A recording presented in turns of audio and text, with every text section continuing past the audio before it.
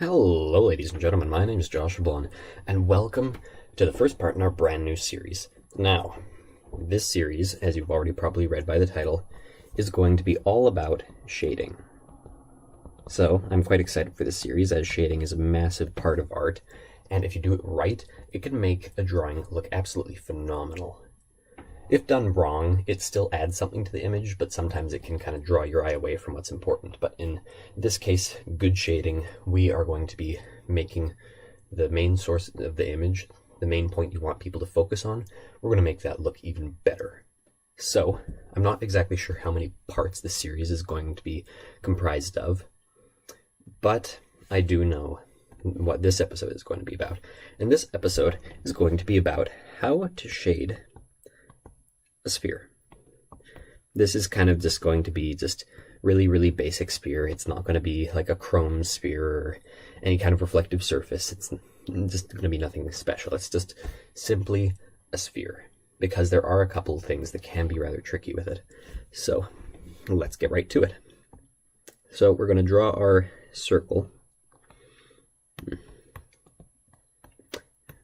Just use kind of those nice sketchy lines. I like them, at least. So, I'm kind of showing you what not to do right now. You do not want to be drawing outlines. I mean, you can draw outlines and then just go back and erase, but in general, in the end, you don't want outlines.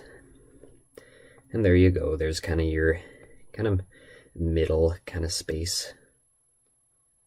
There we go. Yay, that's all done. Kind of do some darker tones kind of here. Just kind of accentuate the darkness. Yay, there we go.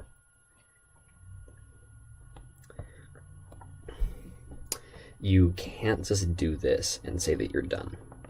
No, this is not the proper way to shade.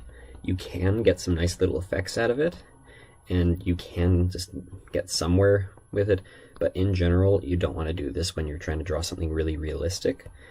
And the reason is because there aren't actually outlines in real life. Unless you're looking at a paper and you look at the text on it, or you just look at a drawing on some paper that you did. Yes, it might not have, or it might have just sketched lines. But in general, things in real life don't have sketched lines. If you look at a person, they don't have any kind of outline. It's like they don't have a black outline surrounding them, or there's no one specific color that is around them. So, there's what we've done so far. Now, we're going to erase a little bit of the stuff up here. Like, this is one way you can do it in the end. I wouldn't quite suggest it, but it's one way you can do it. Now we'll turn the pencil down. Oh, wrong brush. I'm just going to do this just for some, because shading can kind of act as your, it can act as your outline. Like right now, it's not really acting like very much at all. It's just really there. What you can do is just add a little bit of white, kind of to the top, just kind of as a highlight almost. And it does a little bit. So, now that we kind of have our shaded sphere drawn, is it perfect? No. Is it something to work with? Yes. So, here's what we're going to quickly cover. I'm just going to quickly break down what shading should have when you're drawing something like a sphere. So, first thing that it needs to have is this. Oh, let's make that black. It needs this. It needs your highlighted part. Highlights are going to be incredibly important when doing your sphere.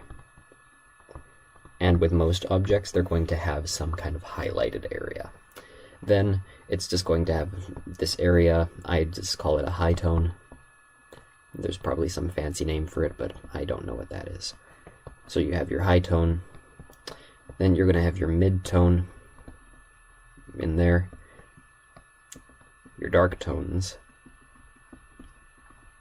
and then you're going to have a little bit of reflective light.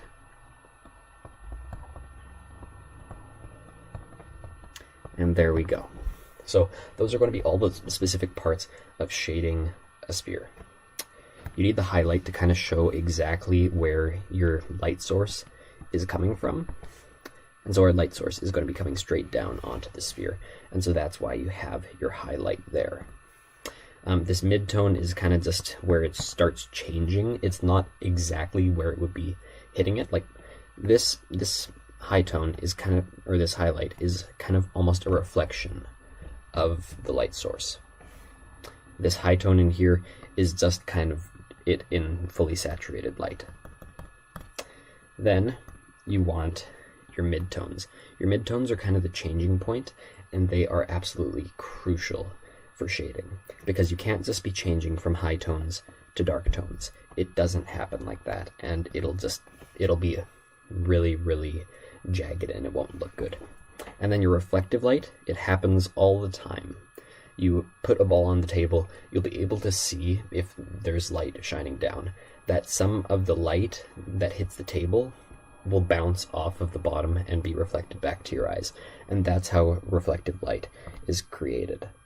And so those are just the really, really basic parts of kind of shading a sphere.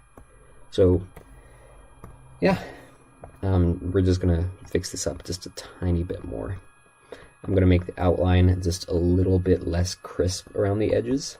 You can make it super crisp if you want. I'm just gonna have it not, I'm doing this just to kind of fix the shading around the outside, but in a sec I am going to make it a little bit more crisp. And I'm going to mess around a little bit with the shading in here, because I don't think those mid-tones are quite where we want it. Oops, don't want that. Don't want that.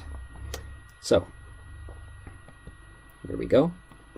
We're just going to make those mid-tones a little bit darker, just so that we can distinguish them from those high tones, but not so dark that they start blending in with these dark tones. Now, what the dark tones actually are is it's where the angle of light from the light source stops hitting the object. If we trace a line from our light source here, going down that way, you'll notice that the dark tones kind of start where that angle lets off, because it is the farthest point on this part of the sphere that is going to be receiving light. And that's why you don't get any light down in this area, except for the reflective light at the very bottom. But I'm not gonna, yeah, so continuing on. We have our good reflective light, that's great. Now, just to make it look a little bit better, I'm going to add a little bit of shading down here at the bottom, because like all objects in real life, they have some kind of a shadow that they cast on the ground. Now I'm going to make the shadow darker than the reflective light. And another important thing with the shadow, it also follows the angle. So in this picture, I would make the shadow extend all the way out to there on that side, and all the way out to here on this side. I probably won't put it too far so that I don't wreck our little reflective light label. But yeah, let's quickly go through with this, and we'll make it nice and dark. So this is just to kind of add a little bit of contrast between the reflective light and the shadow. The shadow should be really, really dark. The reflective light, it should also be dark, but not as dark as the shadow. This just makes sure that you actually notice the reflective light and it doesn't just look like lousy shading. Like as you can see, just by doing this, this shadow, it is already adding a whole bunch, because you can actually kind of tell that that reflective light is there. And it also makes the edges a little bit more crisp, which can just make it look less of a shaded blob on a page, and it makes it look more like an actual physical object. So there we go, there's kind of our sphere. I quite like that. Now I'm just going to quickly go around, do a little bit of erasing, just to kind of get a little bit more of a crisp edge. You don't want there to just be black edges everywhere, because that's not how it happens in real life. But if edges are crisp, that is actually good, because you don't just see things kind of fade into the distance either. So this isn't going to be a perfect circle. We're going to cut off the highlight a little bit to kind of make that look kind of nice and crisp and more like a sphere rather than just a shaded blob on a page.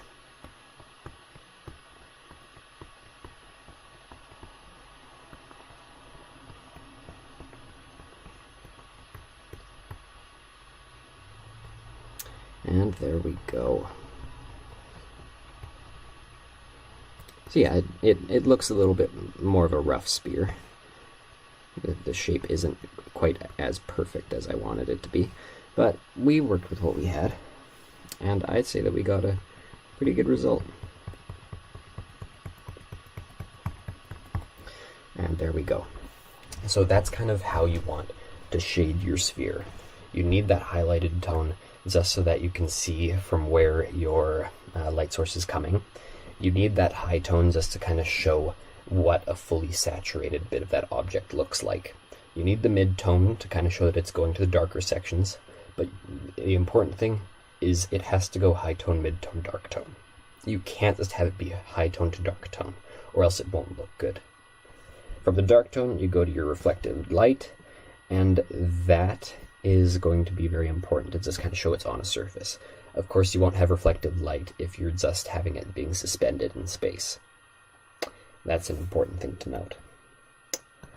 You can make this shadow down here below. You can have it be super crisp, or you can have it be kind of faded like I'm making mine. Again, the shadow doesn't extend as far as it should on the right side just because that reflective light. The reflected light label that I put here is kind of blocking the shadow from moving further without me getting rid of the label. So yeah, that's the reason I'm not putting that in. And there you go. That's kind of how to shade your sphere. Now, this will be really useful if you're shading lots of objects that have smooth surfaces. If they have kind of rough surfaces, it'll be very different because there will be lots of nooks and crannies that'll have different degrees of shading in them. And so, yeah, there'll be a lot more darks, and some areas might have a lot more lights, and they probably won't have reflective light if they're not these really smooth objects. So this works pretty well for kind of duller metallic objects, so not things like chrome-plated objects. Chrome-plated objects are going to have more of reflective light on it, but it is more like a mirror, and it shows the full reflection rather than just reflective light. So yeah, that's how to shade your kind of dull, smooth material. And this is in the form of a sphere. It doesn't have to be a sphere, it could be a cube, it could be anything. And yeah, that's how you do it. So, let me know what other parts of shading you want to learn about, and I'll be sure to put them into this series. And yeah, thank you everybody so much for watching, and I will see you in the next tutorial.